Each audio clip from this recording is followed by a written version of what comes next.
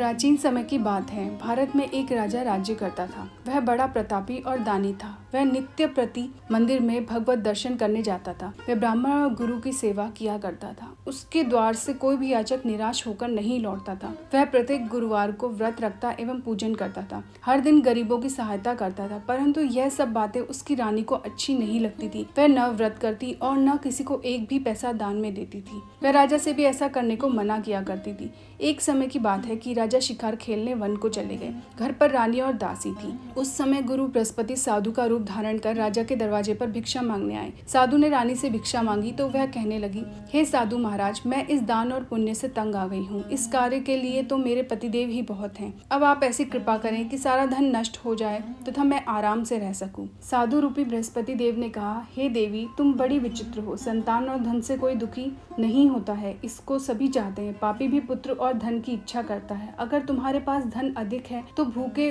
मनुष्यों को भोजन कराओ, प्याऊ लगवाओ, ब्राह्मणों को दान दो, धर्मशालाएं बनवाओ, कुआं, तालाब, बावड़ी, बाग, बगीचे आदि का निर्माण कराओ तथा निर्धनों की कुंवारी कन्याओं का विवाह कराओ। साथ ही यज्ञादि करो। इस प्रकार के कर्मों से आपके कुल का और आपका नाम परलोक में भी सार्थक होगा एवं तुम्हें भी स्वर्ग की प्राप्ति होगी।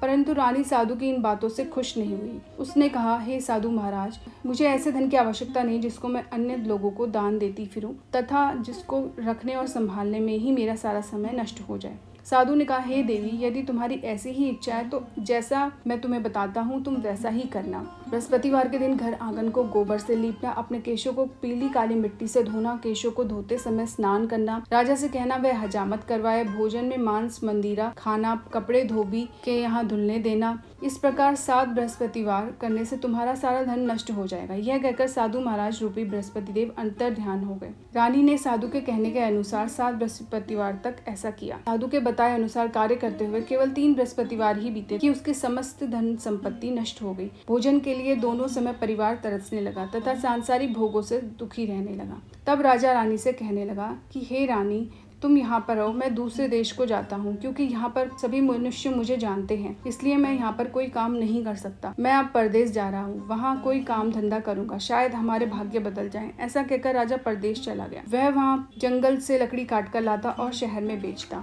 इस तरह जीवन व्यतीत करने लगा। इधर राजा के बिना रानी और दासियां दुखी रहने लगी। किसी दिन भोजन मिलता और किसी दिन जल पीकर ही रह जाती। एक समय रानी और दासियों को 7 दिन बिना भोजन के व्यतीत करने पड़े तो रानी ने अपनी दासी से कहा, हे दासी, यहाँ पास ही नगर में मेरी बहन रहती है। वह बड़ी धनवान है। तू उसके पास जा और वहाँ से 5 सेर बेजर मांग कर ले आ, जिससे कुछ समय के लिए गुजारा हो जाएगा। दासी रानी की बहन के पास गई। रानी की बहन उस समय पूजा कर रही थी। बृहस्पतिवार का दिन था। दासी ने रानी की बहन से कहा, हे रानी, मुझे आपकी बहन ने भेजा है, मुझे 5 सेर बेजर दे दो। दासी ने यह बात अनेक बार कही, परंतु रानी की बहन ने कोई उत्तर नहीं दिया क्योंकि वह उस समय बृहस्पतिवार की कथा सुन रही थी। जब दासी को रानी की बहन से कोई उत्तर नहीं मिला तो वह बहुत दुखी हुई। उसे क्रोध भी आया। वह लौटकर रानी से बोली, हे रानी, आपकी बहन बहुत ही घमंडी है। वह छोटे लोगों से बात भी नहीं करती। मैंने उससे कहा तो उसने कोई उत्तर नहीं दिया। मैं वापस चली आई। रानी बोली, हे दासी, इसमें उसका कोई दोष नहीं है। जब बुरे दिन आते हैं तब कोई सहारा नहीं देता। अच्छे बुरों का पता विपत्ति से ही लगता है। जो ईश्वर की इच्छा होगी वही होगा। यह सब हमारे भाग्य का दोष है। उधर रानी की बहन ने सोचा कि मेरी बहन की दासी आई थी, परंतु मैं उससे नहीं बोली। इससे वह बहुत दुखी हुई होगी। अतः कथा सुन और विष्णु भगवान का पूजन समाप्त कर वह अपनी बहन के घर आई और कहने लगी, हे बहन, मैं बृहस्पतिवार का व्रत कर रही थी। तुम्हारी दासी हमारे घर गई, परंतु जब तक कथा होती है तब तक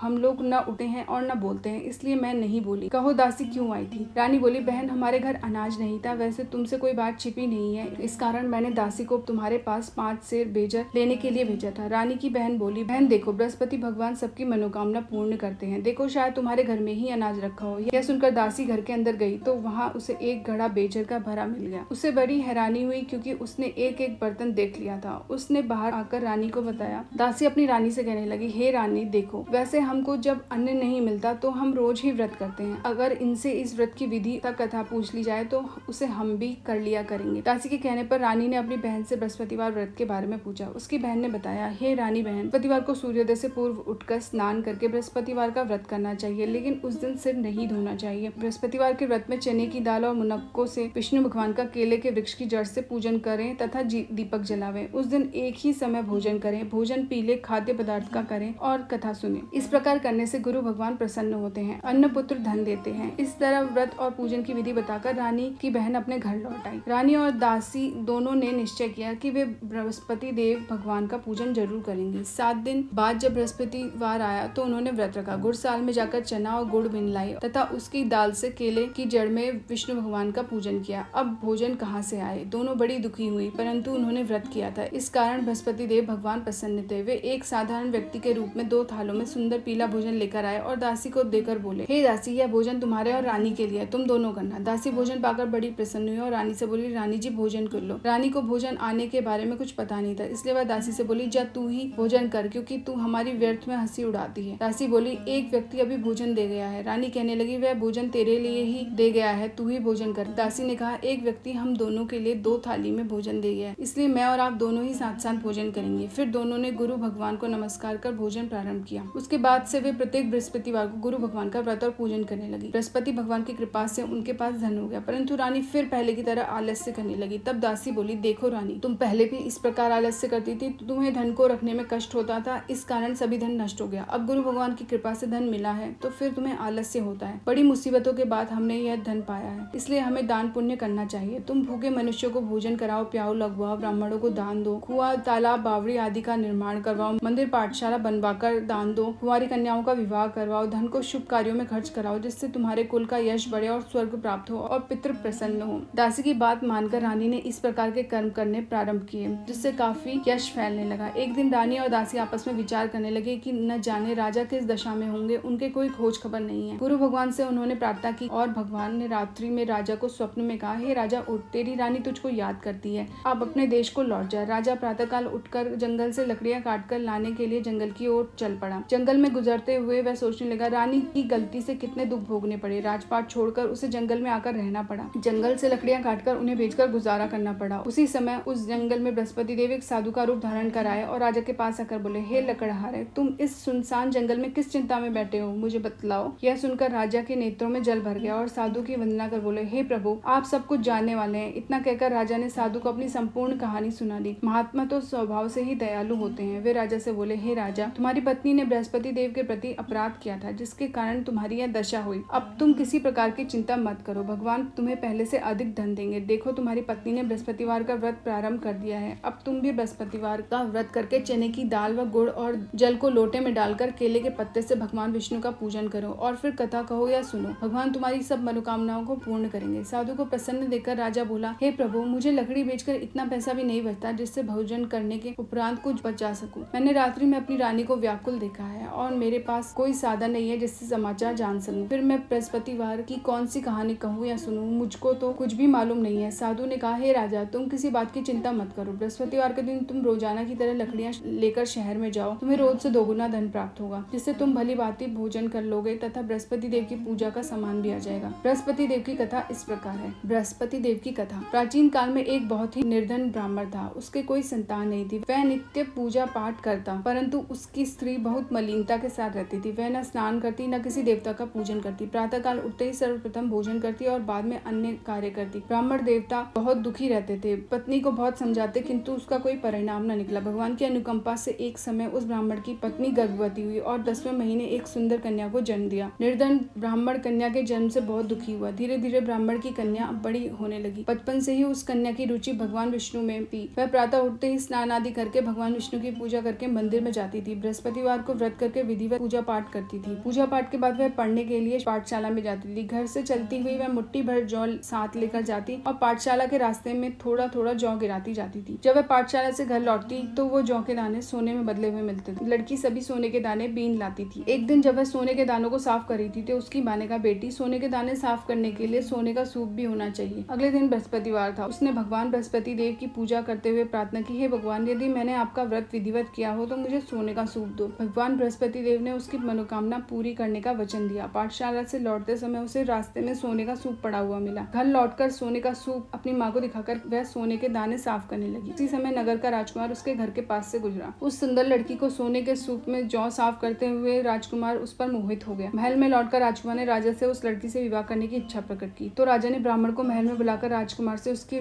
लड़की के विवाह करने की बात कही। ब्राह्मण ब्राह्मण तैयार हो गया। धूमधाम से उस लड़की का विवाह राजकुमार से हो गया। दुल्हन बनकर ब्राह्मण की लड़की महल में चली गई। लड़की के चले जाने से ब्राह्मण फिर निर्धन हो गया। उसे कई कई दिन भोजन भी नहीं मिलता था। बहुत दुखी होकर ब्राह्मण एक दिन अपनी लड़की के पास गया। अपने पिता से निर्धनता का समाचार सुनकर उसे बहुत सा धन देकर पिता को विदा किया। उस धन से ब्राह्मण के कुछ दिन तो आराम से गुजर गए, लेकिन जल्दी ही फिर भूखे मरने की हालत हो गई। ब्राह्मण अपनी लड़की से धन के लिए फिर महल में पहुंचा। लड़की ने पिता की बुरी हालत देखकर कहा, पिताजी आखिर कब तक मुझसे धन लेकर जीवन यापन करेंगे? आप कोई ऐसा उपाय क्यों नहीं करते जिससे आपका घर धन संपत्ति से भर जाए? ब्राह्मण ने कहा, मैंने तेरी माँ को बहुत समझा लिया, पर उसकी समझ में कुछ नहीं आता। उसका फुहड़पन नष्ट हो तो घर की निर्धनता भी दूर हो जाए। तब कुछ सोचकर लड़की ने पिता से कहा, पिताजी आप कुछ दिनों के लिए माँ को मेरे पास छोड़ जाओ। तब कुछ सोचकर ब्राह्मण पत्नी को लड़की के पास महल में छोड़ आया। लड़की ने अपनी माँ से कहा, माँ तुम कल प्रातः उठकर स्नान आदि करके भगवान बृहस्पति देव की पूजा अवश्य करना। पूजा करने से तुम्हारी निर्धनता अवश्य दूर हो जाएगी। लेकिन उसकी माँ ने उसकी बात नहीं मानी। तब क्रोधित होकर लड़की ने अपनी माँ को एक कक्ष में बंद कर दिया। सूर्योदय के समय माँ को उठाकर जबरदस्ती उसे स्नान कराया और फिर मंदिर ले जाकर भगवान बृहस्पति देव की पूजा कराई। कुछ दिनों तक ऐसा करने से माँ की बुद्धि में परिवर्तन हुआ और वह स्वयं बृहस्पतिवार का व्रत रखने लगी। उसके व्रत रखने से ब्राह्मण के घर में भगवान विष्णु की अनुकंपा से धन की वर्षा होने लगी। दोनों पति पत्नी धन संपत्ति पाकर आनंद पूर्वक जीवन यापन करते हुए विष्णु धाम को चले गए। लकड़हारा बने राजा ने उन साधु से भगवान बृहस्पति देव की यह कथा सुनकर बृहस्पतिवार को व्रत करके भगवान विष्णु की पूजा की। उस दिन से उसके सभी कलेश दूर हो गए। लेकिन अगले बृहस्पतिवार को कामकाज में अधिक व्यस्त रहने के कारण उसने भगवान बृहस्पति देव जी का व्रत नहीं किया। भगवान बृहस्पति देव लकड़हारे से क्रोधित हो गया और उसे भूल की सजा दी। उस दिन नगर के राजा ने